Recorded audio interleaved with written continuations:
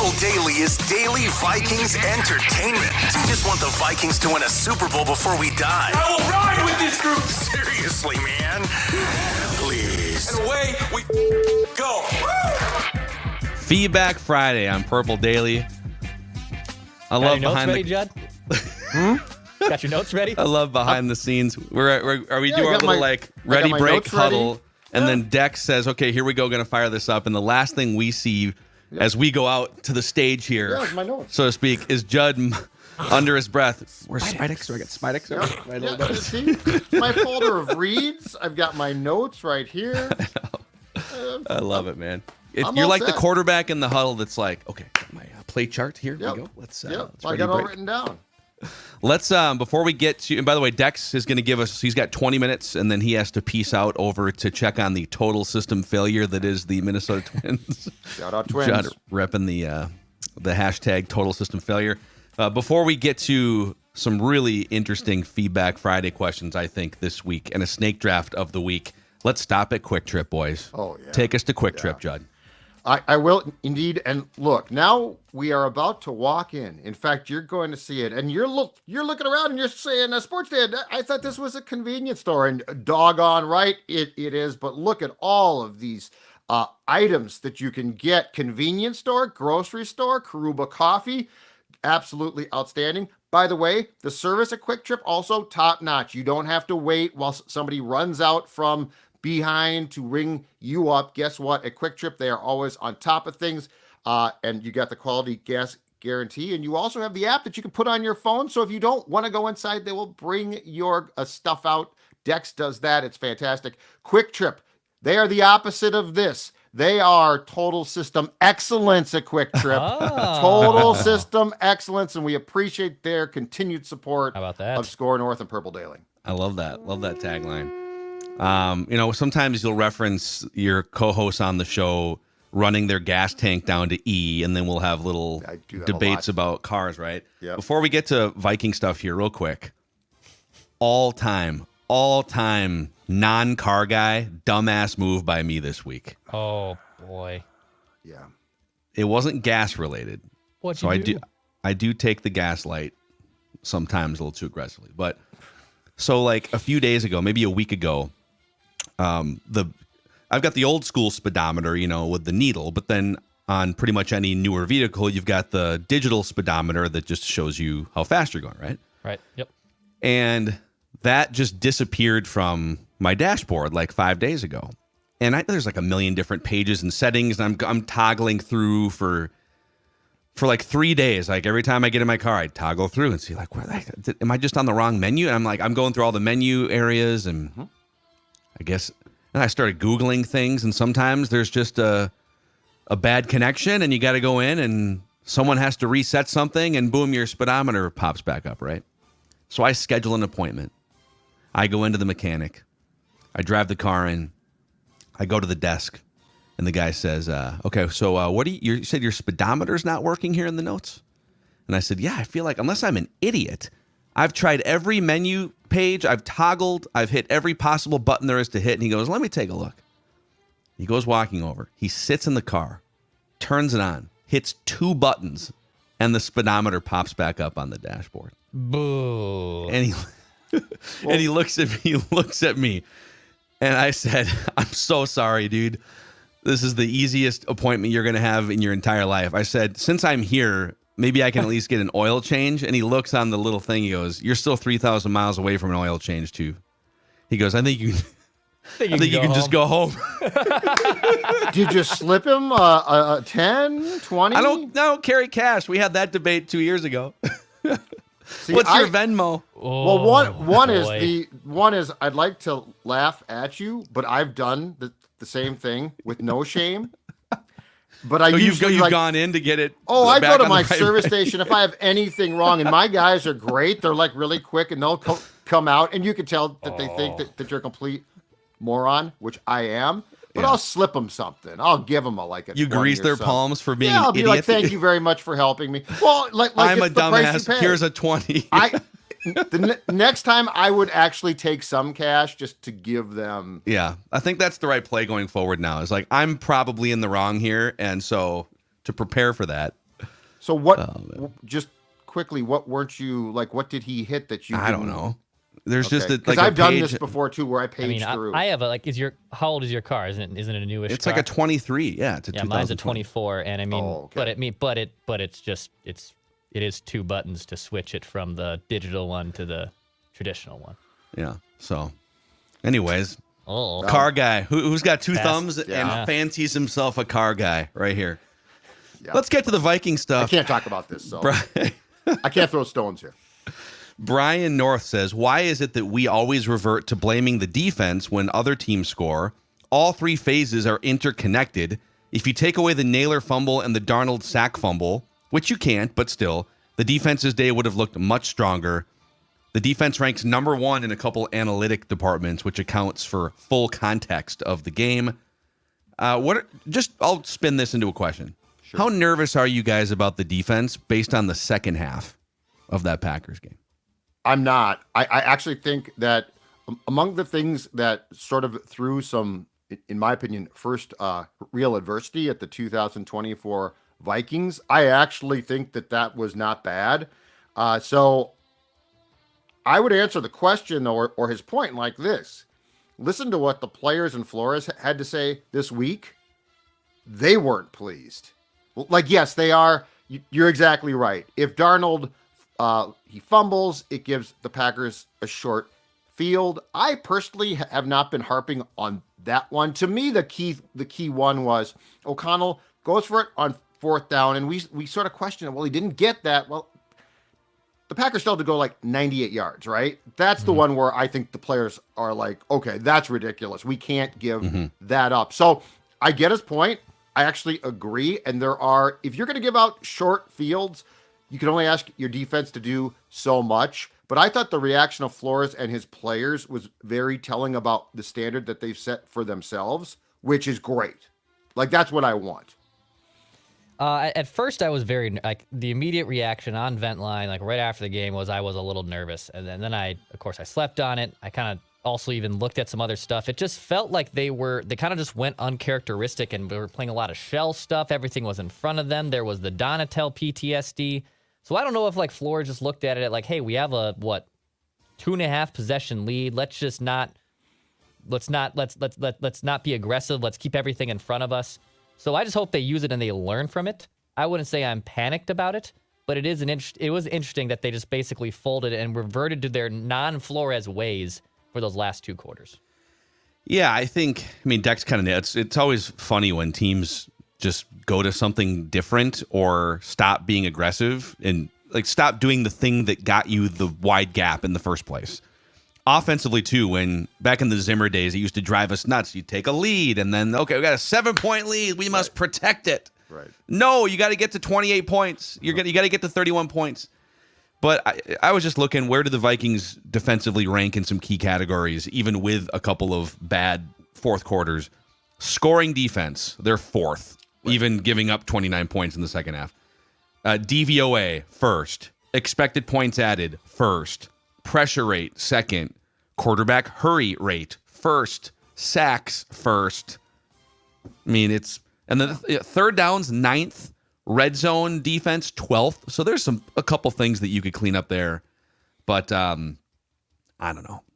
The Packers are also really good. The 2 teams that started coming back to life in the second half, Packers and Niners, really good teams. 2 of the smartest offensive coaches in the NFL that went back in the lab, halftime, made a couple tweaks. Those teams are going to come. You're not going to just take a lead and beat everyone 52-10. So I'm glad that they had to sit on it for a week, but this defense is still top of the line according to most of these. Stephen Banas? Stephen B. Bananas? He said, oh my God, this is wild. Reckless speculation. Heard you guys talking about potentially trading 2 first-round picks to the Giants for Dexter Lawrence. What about this instead? Oh, okay. All right, this is again from Stephen B. He's got covered. Speculation. What would you do if the Giants countered and said, we'll give you Dexter Lawrence for J.J. McCarthy? Absolutely not. Wow. Yeah, I figured that. Whoa, didn't expect to start my Friday that way. That's a jolt. No, but I love where Stephen B's head is at. Like What if they kicked in a second rounder? So we'll give you Dexter and a little something. I think McCarthy's the guy, so no. Yeah. I'm not trading my quarterback. I mean, to sit here and say that, boy, the Vikings with one of the best offenses in the NFL, run by Sam Darnold, and you add the final piece to that defensive puzzle, and you could make that trade. You could make that trade within the next month. By the way, so you could just get Dexter Lawrence for the second half of the season. I love where his head's at. I love this, but no, personally, I'm not going to trade my controllable cheap QB for a guy that's going to be more expensive starting next year. I would rather but I would trade draft picks. So that's just me. Yeah. I don't think I'm doing this either, but it did make me pontificate because you're literally trading it. You're basically trading the 10th overall pick for Dexter Lawrence, which, and you have a really good 26-year-old quarterback right now that used to be a top 3 overall pick. I mean, it's right. So good try there, Steven. It's a great try. Looks like the comments are mostly It's gonna be a no for me, dog. mostly a no Welcome go to there. the club, Steven. Welcome to the club. but I Like you are appreciate it, living the lifestyle correctly. Yeah. Let's see here. This one comes from Kirk Cousins Ball Washer. Let's go. Falcons win. Kirk 509 yards, 4 touchdowns. You clowns watch the game? How about Kirko chains, baby? Sunglasses emoji. Big red nose. I watched the game, and I thought to myself, Judd, this looks familiar. Sports Dad, why does this look so familiar? And then it started to click. It's Thursday night game. Kirk's first year with the Falcons, right? And then I thought back to 2018. Kirk's first year with the Vikings.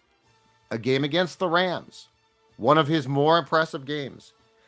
Did you guys know that Kirk has 9 games in his career, Washington, Minnesota, Atlanta, with 400 plus passing yards, and 3 of those have come on Thursdays? He noon against the Lions and Thursday against anyone. So he is Tom Brady in the Super Bowl, man. So his top 3 games now are, obviously last night, 509 yards and 4 touchdowns. He also had a 449-yard, 3-touchdown game on Thanksgiving against Dallas in 2016 with Washington. Mm-hmm. And then comes the 422-yard, 3-touchdown loss on September 27th, 2018 against the Rams. Yeah. I mean, he balled out. Now, I will say he threw a devastating game-ending interception, it looked like, with a minute and a half to go. And so Tampa gets the ball back, and they just kind of buffoon their way. There was a missed face mask call in there, but they didn't know what to do. They were at midfield. They were on the verge of field goal range, and rather than just like getting a first down and being aggressive or getting into field goal range, they wind up punting on the fringe of field goal range. Falcons had the 3 timeouts, so they gave Kirk second life at the end of that game. And credit to him, man. I will say, when they tried to run a play with no timeouts and like 9 seconds to go, it was like less than 10 seconds, and they ran a play to get deeper into field goal range. It was one of the most organized. I mean, that's the 500 yards are great. Having the confidence to throw that quick pass, get everyone up to the line of scrimmage, get the ball, official touches it, spots it, get the spike off. And then you know what? Raheem Morris, a couple different times, showing Kirk the love that he never got from Zim, that he didn't really get from Jay Gruden back in the day. KOC gave it to him, but happy for him. Awesome game for him last night. Congratulations. And the Vikings are 4-0, and Sam Darnold has outplayed Kirk through the first 4 weeks. The divorce is working out very well. For everybody. Right, yeah. For everybody. It's great. Mom and Dad, they're happy. Like the kids bounce from house to house. Everybody's in a good mood. The divorce is working out fantastic, but it was necessary. They couldn't live together anymore. Yeah. And every Falcons game this season, 1 possession. This is exactly the Kirk Cousins experience, baby. This is nothing about this is out of the ordinary. This is who Kirk is. You will be clenching your fist biting your nails the entire time watching a Kirk Cousins game. How exactly is what's that going on. possible? Because I don't it is a characteristic. If we were to, and we could do that, we could write a book about the Kirk Cousins experience. Almost all of the games are close. He could throw for 500 yards. He could throw 3 interceptions. That game is coming down to a 1-possession situation late in the fourth quarter. Every single time, it feels like, right? Golly. Yeah. Which is weird because that is also some uncontrollable things for Kirk, like his defense, right? So, like, it's not just this controllable thing. Could it be because you can't get as good as you would like on defense because of how much you're paying your starting quarterback? Yes, let's relitigate all of that. The Bengals seem to be having that exact problem with Joe Burrow in Cincinnati. Yeah. Dave Cedarberg says, is it possible to bring back the Declan fires someone's ass segment? I missed that segment this year. We should bring that back. We can bring it up. We did it with Boone. You know what? We should probably do it. I mean, we could do it on Purple Daily too, but I probably should include it in weekend statements maybe on Monday. Okay. Maybe because then you can fire people from, if you want to fire someone in baseball or like someone from my, I had my rant about my suburban pool thing. I could fire like the pool director or something. Like I could get really creative with Declan's firing someone's ass. Pool director. You're Sorry, fired. buddy. Yeah. If you who would you fire today? Like, I'm putting you on the spot, but is there anyone that you would? Well, the Twins kind of fired Thad Levine today. Right. We talked about scoring our Twin show for Twins fans out there. I've never been. And I was definitely I was a lone wolf between you three. I'm not a huge Trevor Lawrence guy. I haven't been. And these Jags are now 0-4, and Trevor Lawrence looks like he's completely broken in a shell of himself. So I probably could fire Doug Peterson.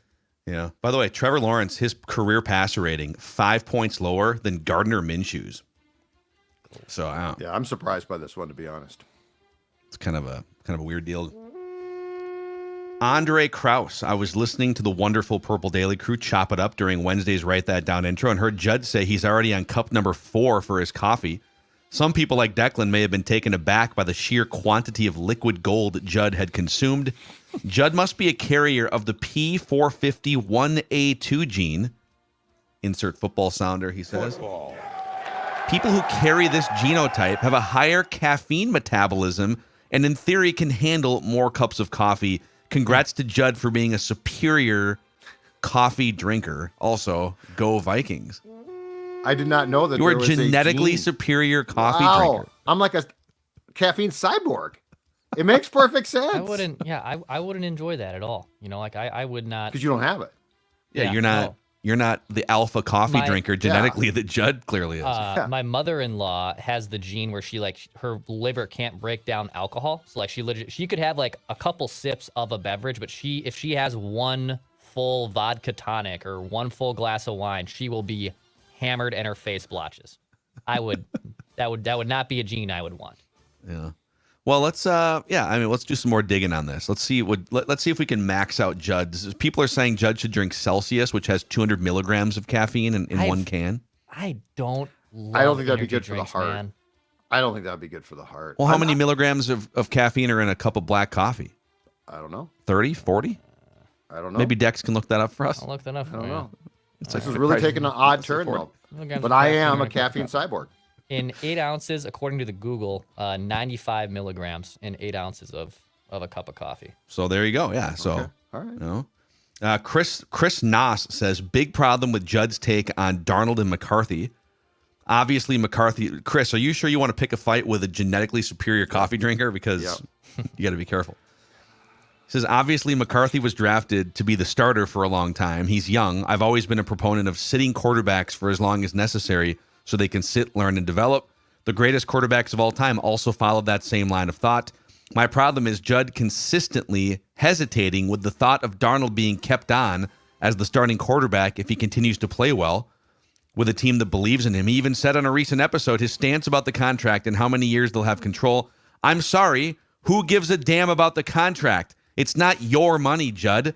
Even if they sit McCarthy for multiple years, there's absolutely nothing wrong with that. Yep. So it's not your money. No, he's exactly right. But it's all of our salary cap, because we all have to understand that this has nothing to do with paying people. If there was no cap, I wouldn't give a damn. But there is a cap And what you're trying to do is you're trying to game the system as best as possible, correct? To be able to, if you can have a quarterback like Darnold this year, who's incredibly cheap, that allows you to add at other spots, especially, let's say, on defense. So keeping Darnold, if you're going to pay him what he wants, we're not talking about like a baseball team here. It's not like, well, the Twins are cheap because they won't sign a guy, because they can sign technically anyone that they want. They don't, but they can. The Vikings actually would have to pay, like with the Wolves. The Vikings would have to pay against the cap there, and now you're limiting yourself on what you can do when you have a guy in McCarthy who you think is going to be really good. And the problem is, if you go the Jordan Love route, what happens? Contract basically expires right after he begins to play, and now you have to make a more difficult decision. That's why. I think maybe we just need like a blanket rule on the show. If and when we talk about player salaries in football, it's not out of spite and jealousy that if he's making this, I should, it's about I roster. Should be making a third of that. It's about roster building strategy. It is a salary cap league. Take away money. Let's call them units. Call them whatever you want to. The more you give to one person, the less you give to others. Right. And so if you can get better quarterback play for a quarter of the money, you get to spend the rest of that on defensive depth and Aaron Jones, right? Yes. So it's not like it has nothing to do with Judd pocket protecting billionaire Wilfs here. It's about roster building strategy. It's a little bit like the cat trade. Sure. Yeah. That was a cap trade, but it wasn't. But you're not playing with the cap because you're cheap. Right. Yeah, you're playing. It's roster construction. Yes. So anyway, let's take this moment here because Dex does have to get out. Speaking of the Pohlads reference, the Twins have a press conference. Dex is the main figure on the Score North Twin Show podcast, which you can find. So before we say goodbye to you, why don't we tell the audience what's happening on Underdog here, Dex? Chris, my buddy Chris, sent me this one over from Thursday Night Football yesterday. A little three item pick 'em here. You took Young Hoke, who you can take extra points. You can take kicker props. You can take kicker options, I should say, on Underdog. Mike Evans, Baker Mayfield, too. And then for this Sunday against the Vikings and Packers, I put this one in. Let's continue to run. I think I've taken an Aaron Jones touchdown in every single game. And albeit he hasn't had a touchdown in every game, I still like his chances to find the end zone more than not. And then Jordan Addison, let's get a 20-yard reception. I think both of these can happen, and we'll ride some lowers with Breece Hall as well from 84.5. You can make these picks at Underdog. Promo code SCORE gets you a 50% deposit match and a free pick'em item as well. Go to Underdog, use promo code SCORE, SKOR, for a 50% deposit match. All right, there he is, the Dexter. Football. You can find him over on the Score North Twin Show. A bunch of big changes. I believe the Gus Farrat of the show, Ross Brendel, will be joining here momentarily and for your snake draft of the week. Sounds good. Cool. So we keep this on the screen, right? Yeah. So we keep if I keep go that away, yeah. Then okay. I mean, the if music you guys goes hear away. the audio, if you see the comments saying we can't hear you guys, call Ross. Okay. Sounds good. No, no, come back. I think you have to come back, don't you? No, I don't. Not if I'm in. If someone's in studio, I think I do. I don't. Okay. I don't believe All right, I do all right. for this. But I'll leave it up. I'll just leave it up. Great meeting. Great meeting. All right. Sorry. See you, Dex. Joe, why don't you talk about Spidex? Oh, of course I will. Spidex, I would love to, because it's getting cold outside. Fall is definitely here, and that means that you got rodents who are going to set up shop in your house. And you know what? You could put out traps. You try and trap them, but you know what? You trap one more comes in. Spidex is going to help you solve that problem permanently. In fact, they came to my house about 3 weeks ago. They're going to be back next week because they're going to lay out a whole plan to terminate the rodents in my house, so it's not a problem anymore. Absolutely fantastic. Outside, spiders, box elder bugs. If you have problems with them, Spidex can take care of them as well. An official offer right now from our friends at Spidex for Score North listeners and viewers. $125 off your first service by calling 952-333-8813 or check them out at Spidex.com. I will spell that because it's Spidex with two X's, Spidex. EXX.com. They also have offices outside the Twin Cities. So if you are a displaced Vikings fan with some pest problems, got to get rid of those mice, Spidex.com is where you should start. And Nicolay Law is the exclusive personal injury law firm of Purple Daily. Nicolay Law knows that when you or a loved one gets hurt, ordinary life can come to a stop. Things can get complicated. That's where our friend Russell Nicolay and his team come in to help give you the compensation you deserve after an accident. So if you've been injured, get Minnesota's local award-winning injury lawyers. Get Nicolay. You can start your path to winning at nicolaylaw.com or give them a call at 1-855-NICOLAY. All right. The plane is still in the air here. The pilot is... There was some confusion. There was some fault. confusion. I don't know anything about cars or production. We lost altitude. Drake Rushford chimes in here. Pull up. Is it possible that the Vikings are actually the reason Sam Darnold was considered a bust in the first place? I like where he's going here. Yeah, if I recall correctly, the team the Vikings were bidding against for Cousins in 2018 was the Jets. Correct. If things had flipped and the Jets won that bidding war, they likely would not have drafted Darnold third overall.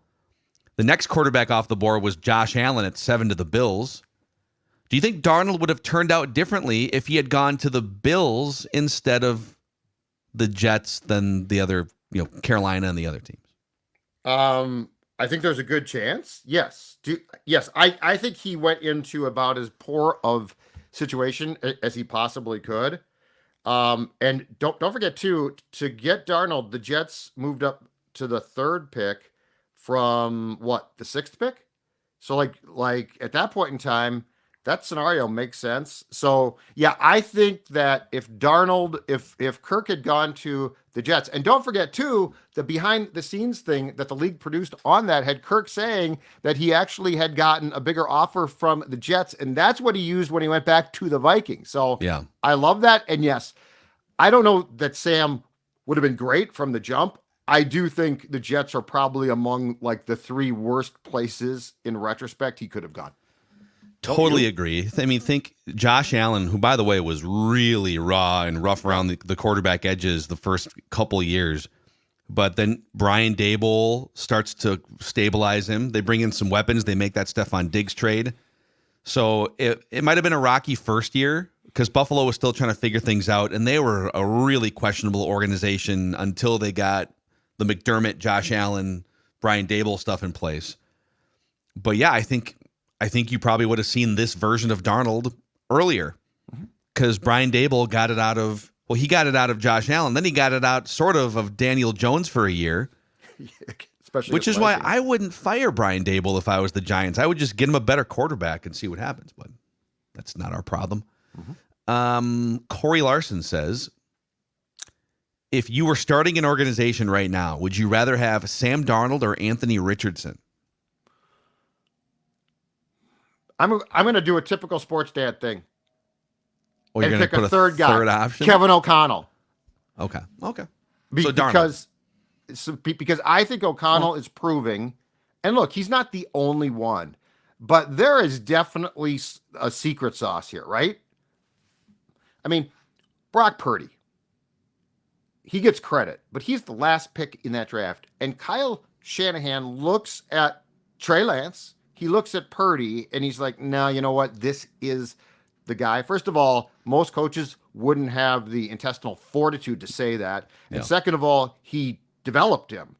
You look at some of the things that have been done by the Packers. Matt LaFleur, for all that were like, well, they sat Jordan Love and that's really smart and he developed. Well, he still had to develop, right?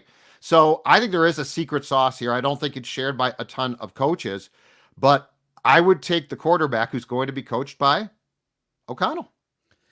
I agree with your O'Connell take, but I think I would take Sam Darnold. I would take Sam Darnold. Anthony Richardson is this fun 260-pound athletic, absolute freak of a combine tester, but he's not accurate. I mean, it's fun to watch him go back on one foot and throw a 70-yard bomb in the air and hit a wide receiver, but that's not how that's a great fun party trick to pull out, but you're not winning games doing that. Can you complete the 12-yard pass? Can you complete the deep out, right? And he can't to this point 2 years in, and he's been hurt all the time too. So I would say Darnold. But that's my question. How good's the coaching there? Because I saw the play, I think it was last week, he had left with an injury, came back in, and they immediately called for a quarterback run. And they got him hurt again. But on the other hand, Shane Steichen, who is the head coach there, he was brilliant with Jalen Hurts in Philadelphia, and then coached Gardner Minshew basically to 9 wins in borderline playoffs last year. So he has a track record. Now, the management of Anthony Richardson and the injury, I mean, it's a fair point. Well, and that also, his entire problem harkens back to the discussion is, can you fix accuracy issues? Yeah, and so this year, small sample size, but Anthony Richardson on short depth passes, so 0 to 9 yards in the air, only 63% on like the shortest passes. On medium depth throws, so 10 yards to 19 yards in the air, 45%. Yeah. It's not. He has hit 5 deep passes of 20 plus yards, and those are the ones you see on the highlights. But you're not going to make a living in the NFL just blindly chucking the ball down the field. So I would say Sam Darnold, but your KOC point is accurate. Ira Coleman says, I hope this message finds you as well as the 4-0 Vikings start to the season. As I watch this Thursday night football game, I'm starting to think that running back is coming back. I've heard this season passing stats are down. It seems like almost every team has a good 1-2 running back attack. Look at the Lions, for instance. The last several years, it seems like we have all said running back isn't a position to put assets into.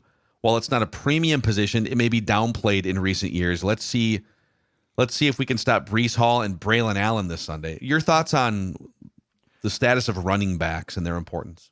I think whenever we decide that a position is not important because at that moment it's dropped off a bit, the best offensive minds find a way to trick it up. So running back is important now.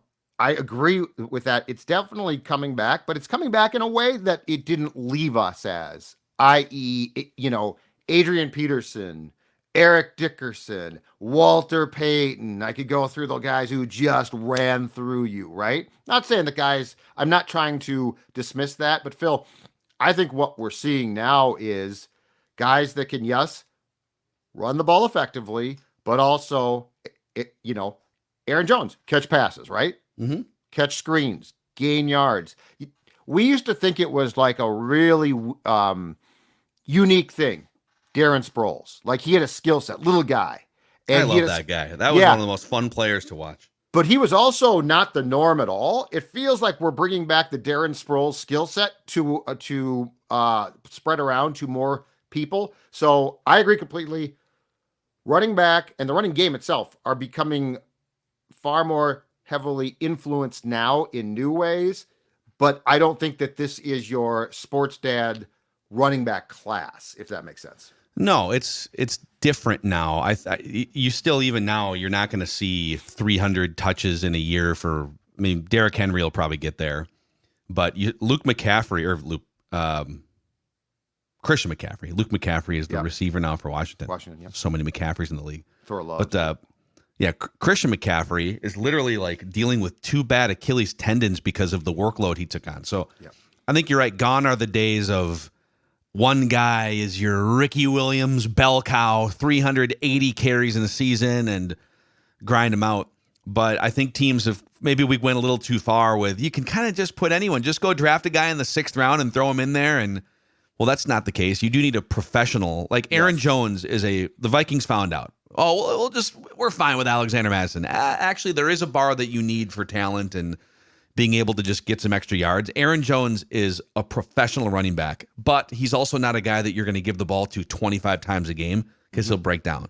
So you really need like a room of 2 or 3 serviceable guys that are above a certain line, and one of them at least needs to be great in pass protection. Another one needs to be great in short yardage situations. So it's kind of like an offensive line room now. You need like 2 or 3 guys that can maybe do some different things and have different strengths. Yep. And I mean, Jones, he has done everything the Vikings have asked and more, but he is still only signed to a 1-year contract. So like the problem, I think, is you don't want to lock into anything that is multi-year too much with that position because it's so volatile as far as health, right? Like, for all we know, McCaffrey might not play all season. And if and when he does come back, we have no idea if he is going to be around the same guy that he was last year, a shell of that guy. So I don't think we're going to see a seismic change in paydays. But I also think that as far as dismissing it as a football position in a sport that is becoming more and more positionless is a temptation for offensive minds to say, oh yeah, that position's gone, but here's what it's going to look like now. So. I think the Vikings probably draft a running back in 2025. Now, right now, they only have like 3 draft picks and then maybe a 3rd-round comp coming. I think you're but, Aaron Jones, he's awesome right now, but he's 30. Ty Chandler, I don't think Ty Chandler has proven, yep, you can definitely make this guy the number 1 running back. And then beyond that, it's literally just a bunch of random Myles Gaskins and, Dwayne McBride was a 7th-round pick. So I do think they're back in the market to draft someone. Roberto Sanchez says, my jeweler has had my $200 deposit for 10 years because every year I say I'm going to make a ring when we win the Super Bowl, and we never do. But for some reason, before this season started, I called him and I said, all right, let's do it. Make me a ring with a Vikings logo on it. Let's just do it right now, he said. Whoa. Screw it. It's been too long. Whoa. So he got the ring, and now look at us. 4-0. We're going all the way. This makes me nervous. Mark my words. I'm going to hold this up on the screen. It's a great ring, but this is Roberto's ring. I like it a lot, but it makes me nervous, the assumption of the suit. Oh, boy. I mean, I don't know if it was like assumption. I think he just wanted a Vikings ring, and but it's just the ring itself. Years. It doesn't say there's no inscription. It's not a Super Bowl ring. Okay. No. Okay. Let me see if I can zoom in on it. A little. Then I think we're safe. No, and it's not the best picture, but but it's just okay. It doesn't say like 2024 Super Bowl champions or anything. That would make me extremely skittish if it did. Yeah. But that's cool, man. Nice ring, Roberto. Good job. Steve Dixon says, I don't have Pro Football Focus or Judd Football Focus. I'm guessing some of the other listeners would be interested in this too. Could you provide us an update on how some of the prominent former Vikings are doing? Stephon Diggs, Danielle Hunter, KJ Osborne, DJ Wanham, Alexander Madison, Ezra Cleveland. So I do have updates on all those guys. Wow, okay. And you'll feel free to fill in on however you want. Nice. Alexander Madison, only 17 carries so far through the first month of the season. He does have 7 catches for like 80 yards. Mm-hmm. So he's just really limited. He hasn't touched the ball enough to even qualify as a graded running back on PFF. Aaron Jones is the 6th highest graded running back out of 52 qualified in the NFL right now. Yep. So no contest. Danielle Hunter is currently 27th out of 118 qualified edge rushers on PFF, which is higher than any other Viking edge rusher is ranked. But Jonathan Grenard has the 2nd most pressures, 22, of any edge rusher in the NFL. And Danielle Hunter has 6 fewer pressures than Jonathan Grenard. I think ultimately that room is better. Hunter is still probably the best player of all the room is options. Better. No question. But there's more depth, yeah. Yep. Stephon Diggs, currently 6th in the NFL in receptions with 25, but I believe the 9 yards per reception is the lowest of his career. So a lot of just short yardage stuff. Yeah. He is graded 22nd out of 91 qualified wide receivers. Well, and what is he the 2nd option there? Well, I mean, Nico Collins is generally regarded as their number 1 receiver. Diggs looks good. I mean, Diggs is he's still a very productive player.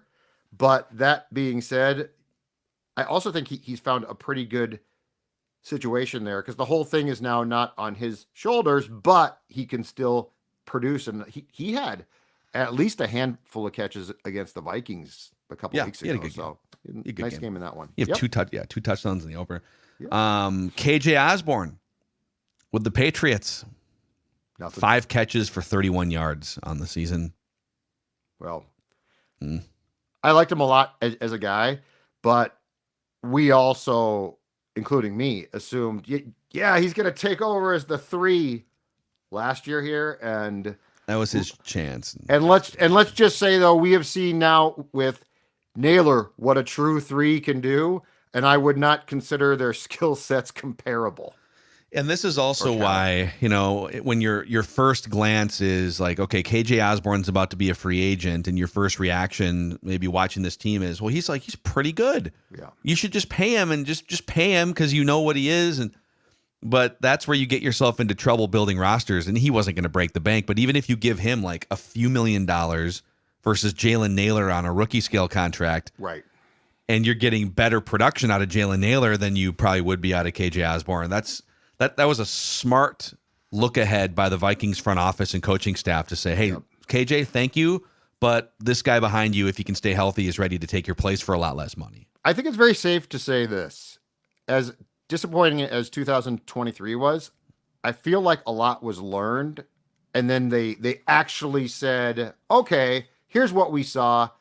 There were things to like. There were a lot of things not to like, and they made decisions based on that, which seems like well, duh, of course they did, but we have seen teams not do that.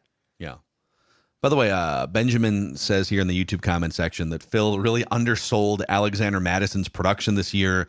I know it's a small sample size, but he scored 3 touchdowns already, and it sounds like he's in line for more carries now. Okay, if he's in line for more carries, his production's going to go down. It was 2 weeks ago. I think he actually, because he's not to what you're talking about, the main guy there. He had a decent game, and Antonio Pierce said he's going to play more. But I'm with you. You're not regretting that. He has a ceiling, and it's not very high. Yeah. Like there's zero chance you're going to regret saying goodbye to him and saying hello to Aaron Jones. So exactly. DJ Wanham still sidelined with the quad tear recovery. He has not played a game yet for the Carolina Panthers, so he's just been hurt.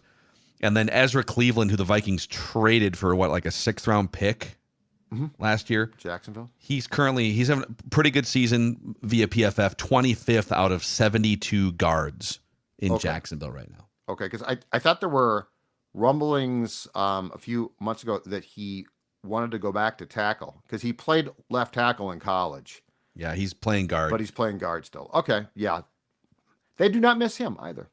No. And again, that's another one where you look, he's like, DJ Wanham, like he's got a couple sacks here and there. No. He didn't fit. You got to look deeper, and the front office has done a good job of like all of these. I mean, Diggs was the previous regime, and they wind up getting a better receiver in the draft. But to move on from Madison, upgrade to Jones, Hunter, upgrade to Grenard, Van Ginkel, draft Dallas Turner, and Turner has barely played, so the jury's still very much out. To upgrade from KJ Osborne to Jalen Naylor, DJ Wanham is part of the edge rusher room, and by the way, you're getting Patrick Jones is giving you DJ Wanham production, so like he's giving you way more. I'm giving you more, yeah, no question. And then Ezra Cleveland, Blake Brandel is actually ranked higher than Ezra Cleveland. Yeah. So all of these were, whether they intended them to be or not, brilliant in retrospect. And I think the key thing, and we have certainly discussed this before in the edge room, is, I mean, Hunter's a great player. There's no one who's going to say that he's not. But again, look at the physical specs on Van Ginkel and Grenard. And then, I mean, Daniil is a 4-3 end, right? Like you look at it now, and he was fine here and had a ton of sacks in 23, but look at like the skill set wise what Grenard and Van Ginkel can do. It's a different skill set. Like Flores' defense is partially improved. It's not just talent, it's they also have people that fit the bill of what he wants. Yeah. So yep, 100%. Hey, we've got our snake draft of the week coming up here. Before we get to that, I'm just perusing through Prize Picks right now to see what some of these numbers are. So Sam Darnold, this has gone down a tick, I believe, from yesterday. I think it was 223, 225 and a half passing yards. Aaron Rodgers, 225 and a half passing yards. You can see right there. So here's how it works. You can win up to 100 times your money on Prize Picks with as little as 4 correct picks. You select between 2 and 6 players. You pick more or less on their projected stats, and then you place your entry, and you have fun watching football. So I think a lot of the mores hit last night, like Kirk Cousins. I'm guessing they didn't set that number at 510.5, and there was a bad beat. So if you took more on old Kirky boy, you did pretty well. Download the Prize Picks app today and use the code PURPLEDAILY and get $50 instantly when you play $5. That's code PURPLEDAILY on Prize Picks to get $50 instantly when you play just $5. Also, I was in the market a couple months back for a new dentist. Look how happy you actually, well, I was happy there because I had previously met some of the people at Park Dental, and I knew that I was going to have a good experience going in for the first time. You can see on the YouTube channel here. But it's kind of, when you need a new dentist, my old one retired. I loved him 10 years. It's like, man, I can't just let anyone, be putting their hands on these beautiful teeth. Well, Park Dental, 50 years caring for and cleaning teeth in Minnesota and Western Wisconsin. Just an amazing experience all around. And I'm kind of looking forward to my next checkup in like 4 months from now. For the first time I felt that way. You kind of get those choppers, the creepies when you think about the dentist. Yeah, not at Park Dental. That's good. Schedule your checkup at parkdental.com. That's parkdental.com. All right, Judd, it is time for the snake draft of the week here. And filling in for producer Declan is producer extraordinaire rocking his maroon and gold USC coming to town, Ross Brendel. Welcome into the show, Mr. Brendel. Thank you, boys, for letting me put the clipboard down, put the helmet on, and come in and work my way down the field as best I can. Hand the ball off. Matriculate. Hand the ball off. We do not throw any passes. Game manager Nick Ross Mullins, Brendel. we're very concerned. Don't crash the plane, basically. So here's, I think this is the 16th snake draft of the week that we've done, going back to like the beginning of June. Some of the previous ones we've done are your favorite pizzas, state fair foods, former Vikings on this year's roster that you'd like to bring on this year's roster, the worst household chores, other Netflix sports-related documentaries you'd like to see, airplane pet peeves, man cave items, and cheese-related foods are a few of the other ones. So this week's snake draft is your favorite movie villains. A very wide range of possibilities here. Yep. So, Ross, you're getting the first overall pick. It was Declan's turn to get the first overall pick. So it'll go Ross, me, Judd, snake draft style, back to Judd with the back-to-back, Love this. Phil, Ross, and then Ross, Phil, Judd to round out this 3-round snake draft of the week. I love having a third pick. I'm already torn because I didn't know I was going to have the first pick, and what you guys did with pick 1 or 2, however it got to me, was how I was going to determine how to handle this draft. Yeah, now the pressure's on. Yep, come on. Yeah, I'm just gonna commit to the bit. I'm gonna go all in, and with the first pick of the movie villain snake draft, Ross Brendel selects Coach Jack Riley from the Mighty Ducks. Is he he's the coach of in the original one, the bad? You're not even a has-been, Phil. You're a never was. Yeah. Okay, that guy. Yep. Boy, a Mighty Ducks. Didn't see that coming. It might be a little bit of a reach there for the number one overall pick. pick. Coming. Did not see that. I think he probably still would have been on the board in the second round. Okay. There's a theme here, gentlemen. You do you. All right, I get the second overall pick here. And man, we should almost make this like a 9-round draft because there's so many possibilities. Extensive list in front of me on my notepad. I'm going to go with Shooter McGavin from Happy Gilmore. Shooter McGavin. One of the great. I know Ross just picked a sports movie villain, but my guy 30 years ago is still popular in the consciousness of the mainstream public. He has a popular Twitter account.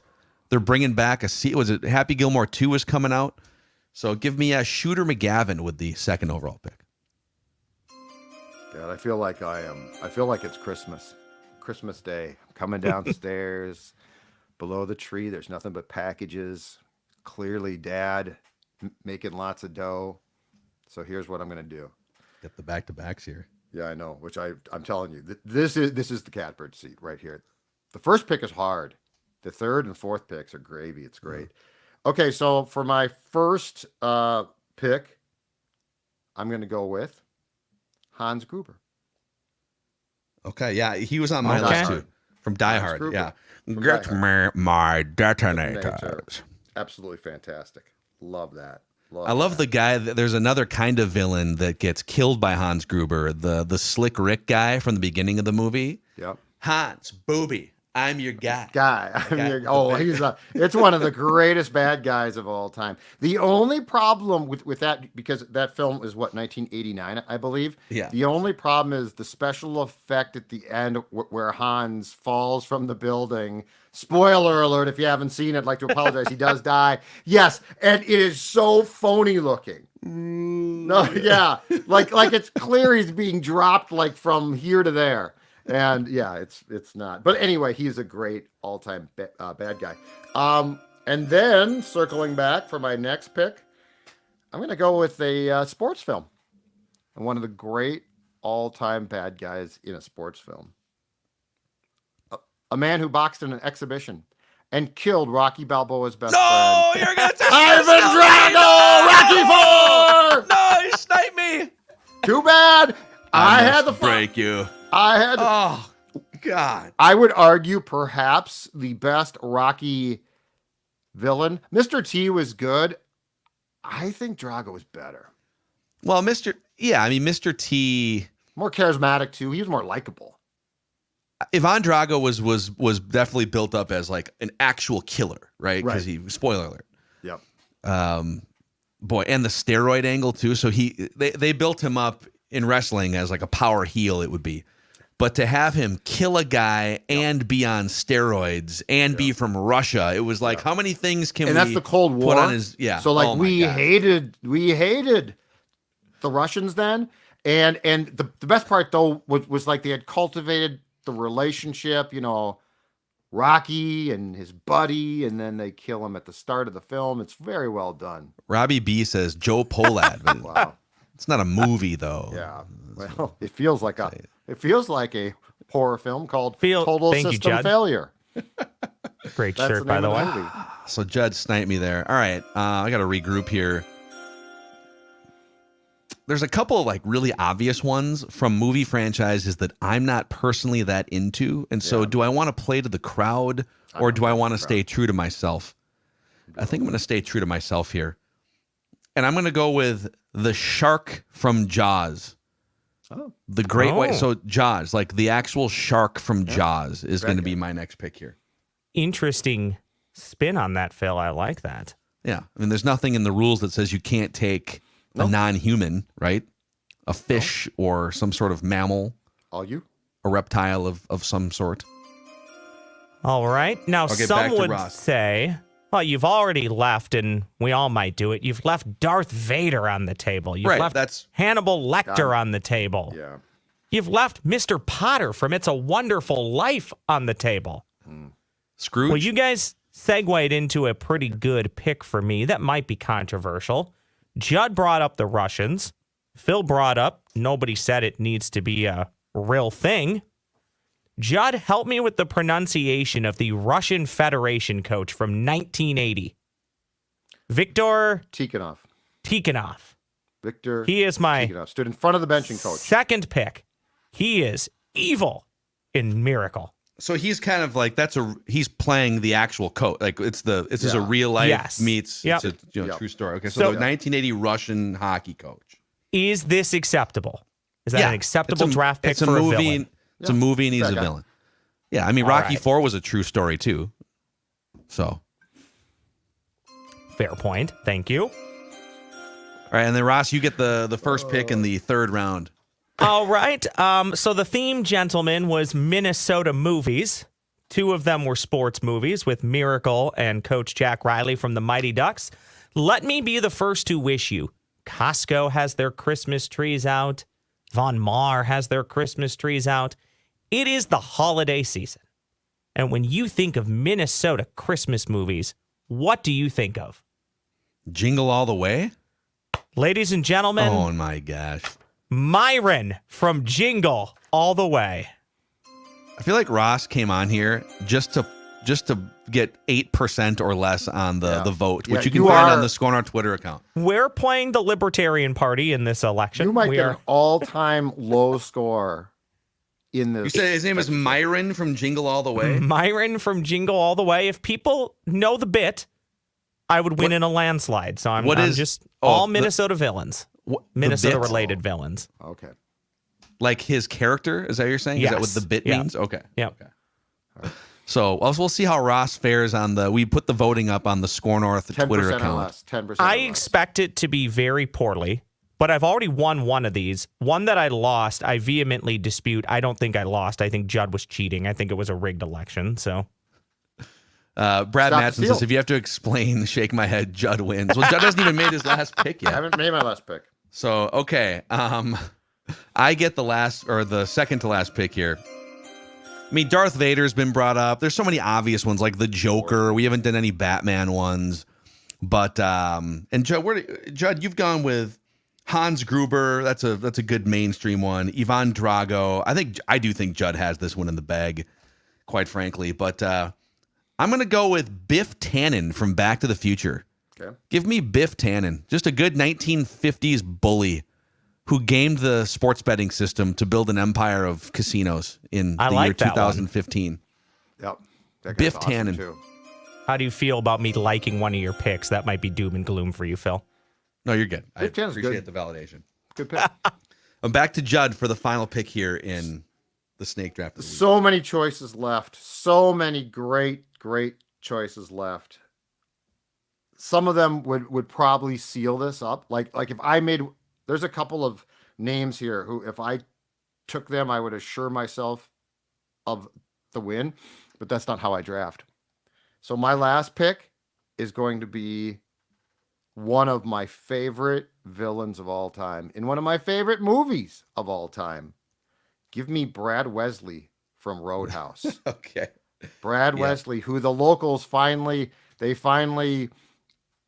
well, Swayze's character kills him, but the locals all say, we did it, so that the sheriff says, well, I guess I won't arrest anyone then. Yeah, they just literally murdered this guy in cold blood. But And the the sheriff sheriff's came in and was like, that guy was an ass. Yeah, exactly right. For sure. This Let's is- just clean this up and go back to the bar, shall we? This is our town. Wow. So, okay, here is the final result of the snake draft of the week. Your favorite movie villains. Ross winds up with Jack Riley from Mighty Ducks, the 1980 Russian hockey coach, and Myron from Jingle All the Way. Judd winds up with Hans Gruber from Die Hard, Ivan Drago from Rocky IV, and Brad Wesley from Roadhouse. And I take Shooter McGavin from Happy Gilmore, the Shark from Jaws, and Biff Tannen from Back to the Future. Snubs. Phil. What are the biggest snubs? How did Yes, neither Ross. one of us, if I went aside from Minnesota, Sid Phillips was going to be on the list. Was Sid even in your list at all from Toy not Story? I did have Sid from Toy Story on my big board. Here's some Okay. other ones on my big board. Teddy KGB. My favorite movie is Rounders. Yeah. But I thought Rounders one. is such a niche, obscure movie that. But then Ross went with Jingle All the Way. So I don't know, maybe. Yeah, you could have. And then Jenny from Forrest Gump, underrated movie villain. Just a terrible human being for She that was entire awful. movie. She was confused. That's It fine, was a- whatever. It She's was a terrible confusing human. time. She had some issues. Jake chimes in and says Deck somehow still wins this one. I did even though really he's well. not here. No, Jake. I did great. The two names on my list that I considered were, and I love this film, and this is a great bad guy because he's despicable. Patrick Bateman, American Psycho. Sure. Okay. Yep. Yeah. That's a great one. And then the one that I said would have, in my opinion, put me over the top for sure, Jason Voorhees. But we can come back. I'm glad no one really went all in on the But, horror movie side as much. I guess Jaws is kind of a horror movie, but we can do like a scary movie draft later on this month. So I Obviously. think we all, maybe without talking about this on principle, though, I don't think either one of us is big Star Wars guys. We all left off Darth Vader, and whoever would have picked Darth Vader probably would have won this thing. I mean, I'm not Darth doing Vader Star and the Wars. Joker, almost too I'm not mainstream. doing Star Wars. No. Declan can. Declan would All have right, done Purple that. Daily faithful. This is my pitch. Commit to the bit with all Minnesota movie villains. 10% show or these less. guys that they're 10% or wrong. less. Oh, I see what you did. I just registered that you went with all Minnesota. Not really though, because you went with. I get it. You Okay. sure? You sure Half you the got it? half the Miracle roster's Minnesotan. Hey, All right, boys. That's a wrap here. Purple Daily Feedback Friday. We just want. Oh, by the way, see Vikings Vent Line after the London game, and then Purple Picks tomorrow on your podcast feed. So be on the lookout for those. And then the Score North Twin Show fallout from the general manager being dismissed and some coaches. You and Dex will have that. We just want the Vikings to win the Super Bowl before we die here.